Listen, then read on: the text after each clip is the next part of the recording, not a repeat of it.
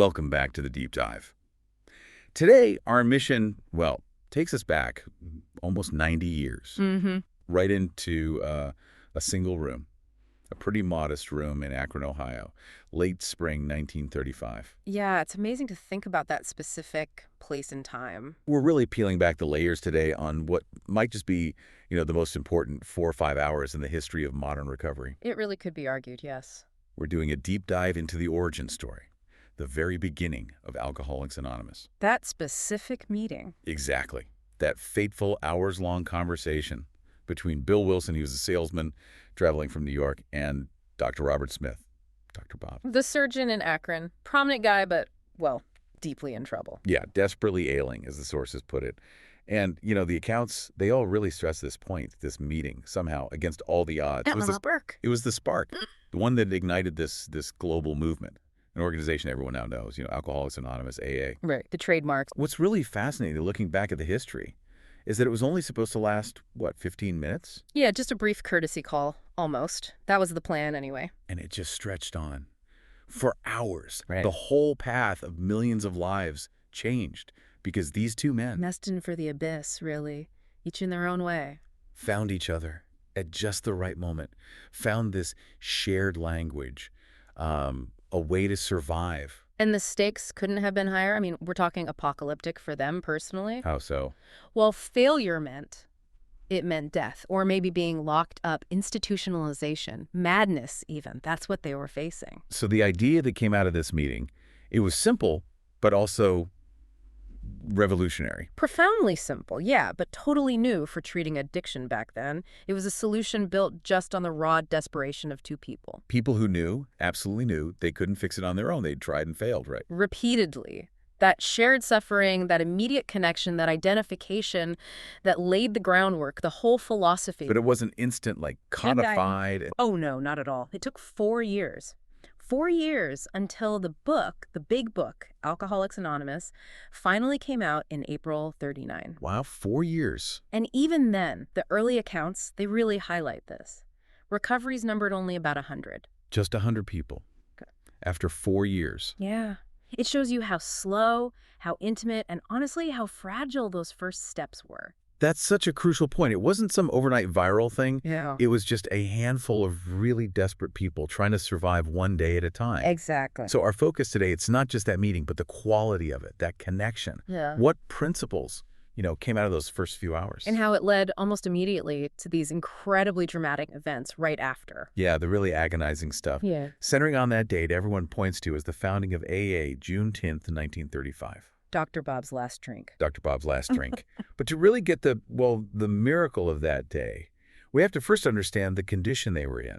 Absolutely. The psychological state, the spiritual hole they were both in before they even met. It was dire. Yeah, to really get Bill and Bob at that point, you have to appreciate the mindset, the psychology of the advanced alcoholic. Right. What was going on inside? Before they met, they both had the same problem, this overwhelming, crippling internal fight. War inside. Exactly. And it looks like this. On the one hand, this really fierce, visible determination to stop drinking. Yeah. I'll use my willpower. I'll control it. Yeah, the promises, the resolutions. Right. But at the same time, underneath all that, there's this deep, often totally unconscious belief that alcohol is fundamental, that they need it to survive, to function, to be themselves. That internal contradiction, that war, it explains so much of the behavior, doesn't it? The deception. Oh, completely. The literature from that time often calls active alcoholics devious people. Why devious? Because they lose the ability to just live normally. Everything becomes about protecting the supply, protecting the habit. Constantly sneaking drinks, hiding bottles, trying to cover it up. There's this one really heart-wrenching story in the material. This person thought they were fooling everyone, hiding their drinking. Yeah. And later, they confessed, I found out my children knew all along. Imagine that. Oh, God.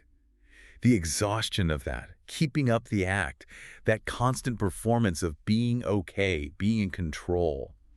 That's what breaks you down. That self-sufficiency eventually becomes, well, total bankruptcy. You think, I'll beat this my way, but my way just digs the hole deeper. And where does that self-sabotage come from deep down? It seems to stem from this profound sense of deficit, like feeling you were just dropped into life without the instruction manual. Yeah, I think a lot of people can relate to that feeling, addiction or not. Definitely. Yeah. But here, it's this total inability to handle or even understand your own emotions, just overwhelmed by them. Which leads to? It leads directly to this destructive cycle, dominated by what the sources call fear and resentment. Fear, what does that mean? They're like this inseparable toxic pair, a vaudeville team of unhappiness, as one text puts it.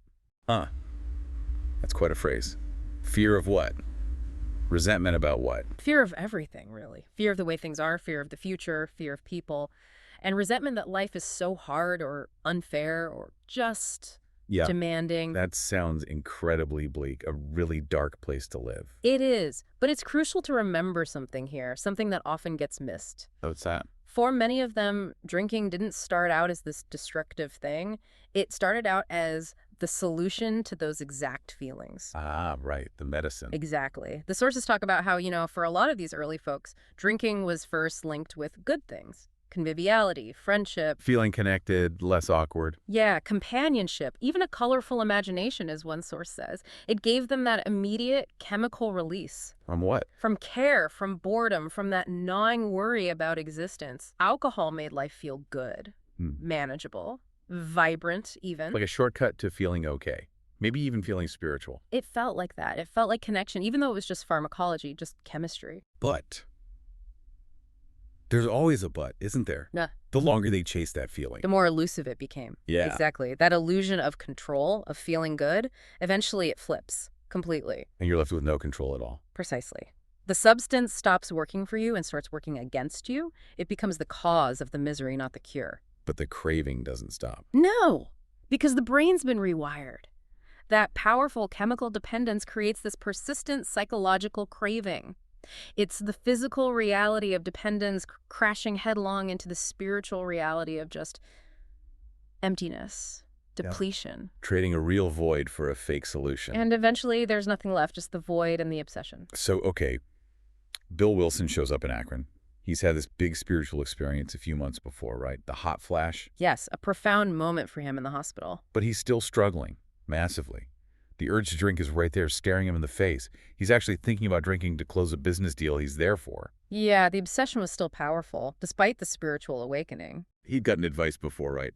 From doctors like Silkworth. Yes, Dr. Silkworth had given him this idea of alcoholism as an allergy of the body combined with a mental obsession, a physical and mental illness. But Bill realized, in that moment of crisis in Akron, that he needed something else.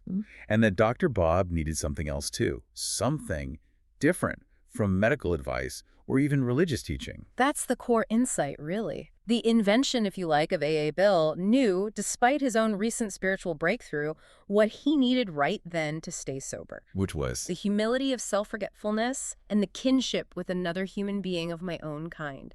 His words. Kinship, not knowledge. Exactly. He understood the problem wasn't a lack of information. Dr. Bob was brilliant, a top surgeon, highly educated. And he'd had exposure to spiritual ideas too, hadn't he, through his wife? Yes, and Smith was involved with religious groups, including the Oxford group.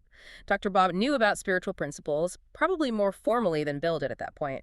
Knowledge wasn't the missing piece. So if it wasn't knowledge, what could Bill, the salesman, offer this surgeon that no one else could? What was the unique therapy? Dr. Bob didn't need another lecture or sermon. He needed to be leveled, stripped bare of his professional pride, his intellectual defenses. How could Bill do that? He needed the deflation at depth and the understanding that only one drunk can give another. Deflation at depth.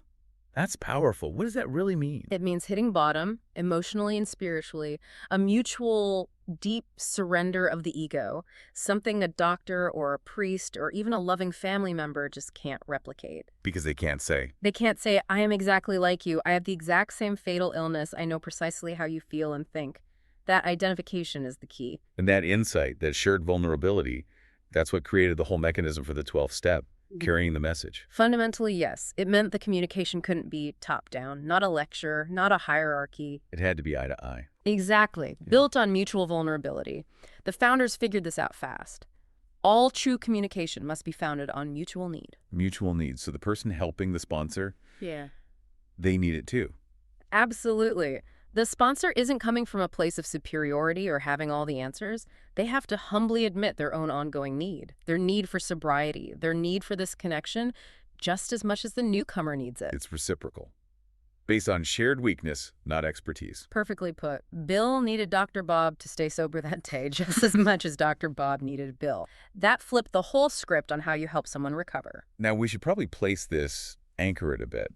This whole conversation, this incredible meeting, it happened within a specific context, right? Yeah. The Oxford group. Yes, that's important background. Both men had connections, direct or indirect, to the Oxford group. It was a Christian movement focused on changing lives through spiritual surrender. And it stressed certain principles. Very much so. Things like absolute honesty, sharing your personal story of surrender to God, sharing the concrete results. A lot of the language and basic ideas of early AA came from there. But AA also had to separate itself from the Oxford group fairly quickly, didn't it? Why was that necessary? Well, the first group in Akron was, as the sources say, a mixed bunch. Some were Oxford group members interested in helping alcoholics, and some were the alcoholics themselves. And they followed the Oxford group meeting style for a while. Yes, the small, intimate group format continued until about 1939. But the Oxford group had a broader mission changing the world, a specific kind of Christian focus. Whereas AA needed a laser focus, just Yeah. one thing, sobriety from alcohol. They had to separate to keep that single purpose clear and, crucially, to maintain that core idea of attraction rather than promotion or trying to convert people. Keep it simple. One alcoholic helping another without any other agendas getting mixed in. Exactly. That purity of purpose was vital for its survival and growth. Okay, so that conversation, the salesman and the surgeon finding this incredible connection, that was the spark, the spiritual spark. Yeah. But the actual origin story, the founding date, it's tied directly to this white-knuckle moment of crisis that happened right after, involving Dr. Bob's job. His surgery.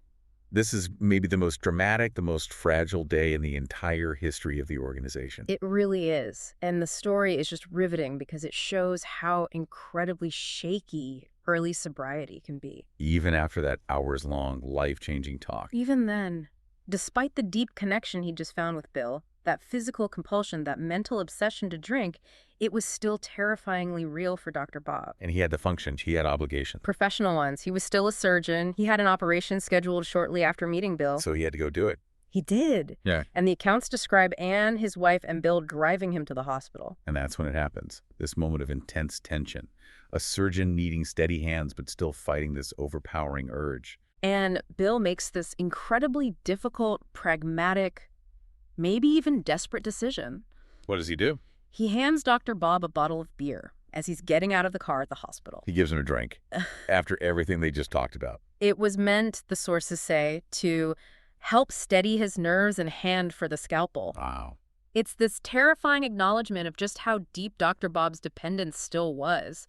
Bill was trying to prevent a professional disaster for Bob, even if it meant, well, risking everything they'd just built. A compromise with the brutal reality of the A ailment. raw compromise, exactly. And this is where the real agony starts, particularly for Anne and Bill. Because they drop him off with a beer and go back home. They go back to the Smith house and they wait for hours. And the sources just capture this feeling so powerfully, the deep, deep anxiety that anyone who's lived with an active alcoholic knows. That suffocating, helpless waiting. What were they thinking? What were they afraid of? Oh, they were cycling through the absolute worst possibilities. Had he even done the surgery? Did he mess it up? Or if he was successful. Yeah, the other fear. If it went well, did he then use that success, that relief, as an excuse to just go out and really tie one on? You know, that celebratory binge that leads right back down. For Anne, his wife, and for Bill, who was so new himself, their own emotional state must have been completely tied to what Bob did. Totally hanging in the balance. Every minute that passed was proof that Bill's own sobriety was still incredibly fragile, too. He needed Bob to make it. The sources described the phone finally ringing late that afternoon. Yeah. And Anne faces it with this response that's just conditioned by years of this intermingled hope and fear. Is it Bob? Is it the hospital calling with bad news? Or even worse, is it the police? That was the reality they lived with. And the tension just breaks when the news comes. Yeah. And it's the declaration that changes everything. That bottle of beer Bill gave him that morning, Yeah. against all odds, it was the last drink Dr. Bob ever had. he drank it. He used it to get through the surgery, yes, to steady his hand. And then he stopped. He never drank again. Incredible. So that event, the surgery crisis, the beer, the successful outcome, him stopping that cemented the date. That's why June 10th, 1935 is generally agreed upon as the beginning, the founding date of Alcoholics Anonymous. It was this endpoint reached through incredible risk and finally surrender. And what was the immediate reaction after that last drink was behind him? It's fascinating. The focus instantly shifted away from just self-preservation towards service. It was immediate. With the idea of service in his heart, as one account puts it, Dr. Bob was suddenly eager right away to join Bill and find another alcoholic. To fix him? To fix them, yeah. Or rather, to carry the message. This urge to serve, it wasn't just, being a good guy. It was deeply self-preserving. How so? Bill had already figured this out back in New York. His own sobriety felt stronger, almost magically so, when he was trying to help someone else. The moment he stopped obsessing about his own drinking and focused on the other guy's struggle. He found some peace. He found relief, a reprieve. They realized they needed another alcoholic to talk to just to keep their own sobriety going. It wasn't just altruism, it was survival. And that initial group, that fragile start, Bill, Bob, and then finding that third person. How did it grow? Slowly. That initial trio eventually grew to about 12 people by February 1937. So nearly 2 years later, still just a dozen. And it wasn't smooth sailing for all of them. Oh, definitely not. The accounts are very clear. The early growth was rocky. About half of those first members, they experienced a slip. They went back out. They relapsed. Was that seen as failure? Actually, no. For many of them, that slip, that return to drinking, it was the final piece of the puzzle. It was the convincer needed for sustained sobriety. It drove home, finally and undeniably, the reality of their powerlessness. Many had to fail one last time, prove it to themselves through absolute defeat. That bankruptcy of self-sufficiency again. Exactly. Proving their own willpower was useless against the compulsion. Only after that final failure was total surrender really possible. The program literally grew out of failure, not immediate success. #Tag5B, the defining features of the movement's DNA. Okay, so from this really fragile, frankly desperate beginning, this framework starts to emerge. And it required, what, a total internal change, not just stopping the drinking. Absolutely. The principles that came out of that early experience, they immediately emphasized turning inward. Inward to look at what, specifically? They realized pretty quickly they had to deal with the underlying stuff, the character flaws, the patterns of thinking and behaving that were fueling the drinking in the first place. Like what? Things like excessive guilt, crippling perfectionism, blaming everyone else, self-pity, self-hatred, and especially that deep-seated need to control everything and everyone. So they were drinking to cope with being human, basically. Yeah. Flawed humans. In a way, yes. Drinking was the symptom, but the illness was deeper. That deeper stuff, that flawed humanity, that needed to be addressed first. Or at least alongside stopping the drinking. And there's this core belief that comes out, which is still central today. Recovery has to be done for yourself, not for anyone else. Right. Which sounds a bit counterintuitive, doesn't it? Especially with the focus on helping others, on service. Yeah, how does that work? Do it for yourself, but also help others. It's a critical distinction they learned the hard way, very quickly. Tying your sobriety to anything external, your wife, your husband, keeping your job, getting rich, it's described as foolish and dangerous. Why dangerous? Because if you say, okay, I'll stay sober if my spouse comes back, or if I get that promotion, you've just set yourself up. Set yourself up for a drink. Guaranteed. The moment that condition isn't met, or that person inevitably disappoints you, or circumstances change, you've given yourself the perfect excuse to drink. The spiritual condition, the sobriety, has to come first, maintained regardless of what's happening outside. So sobriety is the primary goal, done only for you and maybe your relationship with a higher power. Exactly. It has to be the foundation, the non-negotiable. Okay, this brings us to something really fundamental in the program's DNA, and honestly, one of the trickiest concepts for people, especially newcomers. The difference between willfulness and willingness. Ah, yes. Step 3 territory. Crucial distinction. Can we really unpack that? What did willfulness look like for Bill and Bob, for instance? Willfulness. You could almost see it as the adult version of an infant's demands. It's defined in the literature as trying to gain power over people and situations. My way or the highway? Pretty much. It's the ego insisting the universe bend to its desires. For Bill and Bob, it showed up as arrogance, maybe intellectual pride, trying to control outcomes, and definitely that core belief, if I just try harder, grit my teeth more, I can beat this alcohol thing. And their professional lives kind of reinforce that, right? Surgeons, successful salesmen. Exactly. They were masters of their own domains, used to being successful through sheer force of will. Except in this one area, alcohol bit their willpower every time. Okay, so that's willfulness, trying to exert power over life. What, then, is willingness? Willingness it's saying yes to life exactly as it is. It's the humble admission deep down that, okay, I am not God. There must be a better way than my way. Letting go of the controls. Letting go and allowing something else, maybe your inner self, maybe a higher power, to guide your will, to live in harmony with life, not against it, as they put it. And this connects back to step one, admitting powerlessness. Directly. That admission of powerlessness over alcohol is the recognition that your self-sufficiency, your willpower, is bankrupt in this area. It's kaput. So humility isn't about being a doormat. Not at all. In this context, humility is simply a true evaluation of conditions as they are. It's seeing reality clearly without the self-deception that fueled the drinking. It's accurate self-assessment, not groveling. Okay, let's talk about isolation. The founders seem to understand just how crushing the isolation of alcoholism is. Oh, profoundly. They describe the drinking alcoholic as being on a downgrade, tearing along at full speed with all my brakes gone. You feel utterly alone and out of control, needing help but unable to ask for it, or believing no one could possibly understand. So how did the program address that specific isolation? That's where step 5 comes in. Admitting your wrongs, the exact nature of them, to God, to yourself, and crucially, to another human being.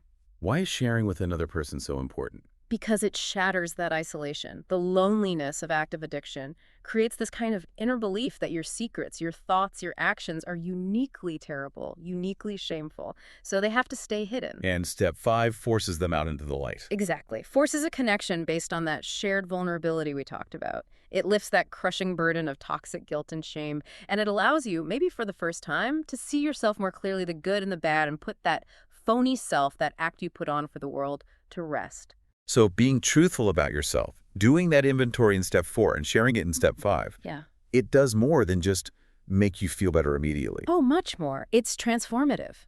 The founders saw that all the stuff that characterized their drinking lives, the self-centeredness, the dishonesty, it largely stemmed from the illness, from trying to manage the unmanageable. And sharing that truth. It changes everything, even the worst parts of your past, the things you most regret.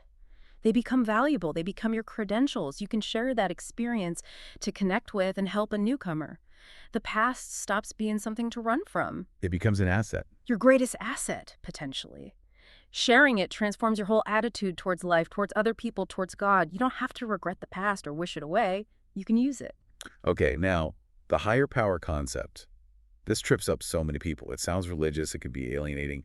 How did it develop so quickly and, well, practically in those early days between Bill and Bob? Yeah, it's often a sticking point. But initially, it was incredibly pragmatic, rooted entirely in the shared, tangible experience they were having. Tangible how? For the really cynical, hard-nosed alcoholic coming in, the first understanding of a higher power was often just the group itself. The meeting. The other people. Exactly. The logic was simple. Look, these other drunks, they've managed to stop drinking. They've achieved something I cannot achieve on my own. Therefore, there must be a power greater than me at work right here in this room. So the higher power wasn't some abstract deity necessarily. Not at first, for many. It was the observable fact that the group had a power the individual lacked. Acknowledging that was the core of accepting your own limitations, your not godness, and recognizing a power greater than your own ego was operating. It was right there. Approximate and vivid experience, as the texts say. Precisely. It wasn't theology, it was observation. It drove home the reality of personal limitation and pointed beyond the self for hope. It made the concept accessible, even for atheists or agnostics. Let's turn to the message itself, the 12th step work. The sources really highlight Dr. Bob's effectiveness here. How did he do it? What was his approach? Yeah, Dr. Bob seems to have had a real gift for it. His genius was apparently his simplicity and just how approachable he was. How so? He talked to people in short sentences, very simply. No high-flown language, just direct experience. He was described as very approachable. And he treated everyone the same. Apparently, yes. Whether you were, a pillar of the community or someone right off the street, he spoke to you the exact same way. That immediate service, carrying the message, it's fundamentally just one alcoholic talking to another, person to person. No pretense. And the idea evolved that the best way to carry the message isn't necessarily talking, but living. Yes, doing it by example. That became the enduring principle. The best 12-step work is just using the tools of the program yourself, day by day, to build a full, rich, and creative life. Attraction rather than promotion. Exactly. The program is explicitly one of attraction. You don't badger people or try to recruit them. You just live sober, maybe even joyfully. And eventually, others who are suffering might get curious. They might ask, what's different about you? Because, as the founders realized, the most powerful motivator isn't usually someone else's argument. No. In the long run, it's the internal tyrant that threatened their own sanity in life. Yeah. Alcohol itself. That's the real persuader. So when you circle back to that founding moment, that conversation in Akron, the raw drama of it is just... It's unforgettable, isn't it? Yeah. The foundation of this whole worldwide thing wasn't some grand plan or a perfect doctrine or some existing institution stepping in. No, it was just... It was just a conversation. Hours long, raw, rooted in mutual desperate need. And hanging over it all was the terrifying, immediate possibility of one of them going right back out and drinking. Symbolized by that bottle of beer, given to steady the surgeon's hand. A foundation built literally on weakness, on the edge of relapse. It's incredible. That really is the ultimate paradox, isn't it? They found this immense strength, this global movement, by first admitting total powerlessness. Completely, and it highlights what those early members realized almost immediately. The spiritual condition they'd found, it wasn't a one-time fix. It needed daily upkeep. A daily reprieve, they called it. Right, because they knew no human power, certainly not their own willpower, could overcome the illness alone. So daily practices became essential. Prayer, meditation, inventory, talking to others. The sobriety wasn't ownership. It was more like a lease, contingent on keeping up the spiritual maintenance. That's a good way to put it. A gift that grows, but only if you keep tending to the conditions that make it possible, moment by moment, day by day. And this reliance on humility, on admitting weakness, that's actually what protects the whole thing. They certainly believed so. They understood that ego, personal ambition, pride, thinking you've got it made, that was the enemy of the daily reprieve. The program demands ongoing humility, constantly checking yourself, because the illness, that self-will, it's described as cunning, baffling, and powerful, always waiting for an opening. And the structure that grew out of that first talk, summarized in the traditions, it's built on that humility too, protecting the core purpose. Absolutely. Look at the third tradition. The only requirement for AA membership, what is it? A desire to stop drinking, period. Just that, a desire. Not success, not belief in anything specific, not adherence to any rules other than wanting to stop. And that's fiercely protected, isn't it? Fiercely, because it can't be controlled by anyone else. No person, no committee, no outside institution can kick you out based on your beliefs, your past, or whether you're doing it right in their eyes. Membership rests entirely on something internal, a state of mind, your own desire. Which ensures the movement stays focused, governed by a group conscience, putting principles before personalities. It keeps it free from outside control, money, politics, religious dogma. That freedom is essential. Okay, so we've spent this whole deep dive really digging into how the founders saw that true connection had to be based on mutual need. That kinship was the key to breaking their isolation. Yes, that one-on-one identification. A community that grew from that is, well, it's made up of humans. Flawed humans. And one source even mentions that sometimes, people in meetings can just be difficult, dogmatic, depressing, or exhausting was the phrase used. Yes, that happens. Reality intrudes. So here's the tension, the paradox maybe for today. If AA's survival hinges on principles over personalities, and the ultimate authority is supposed to be this loving God expressed through the group conscience, what's your responsibility as a member when you see those human failings crop up? When you see the dogmatism or the gossip or the ego or just plain unkindness, things that seem to chip away at that original spirit of humility and kinship. That's the challenge, isn't it? Living the principles within an imperfect fellowship. How do you reconcile that essential life-saving connection, the kinship Bill and Bob found in that room in 1935, with the messy, sometimes frustrating reality of the human community it created? That's maybe the question for you, the listener, to take away. How do you navigate that tension on your own path? A question of application, for sure. How to live it out day to day. Something to keep exploring.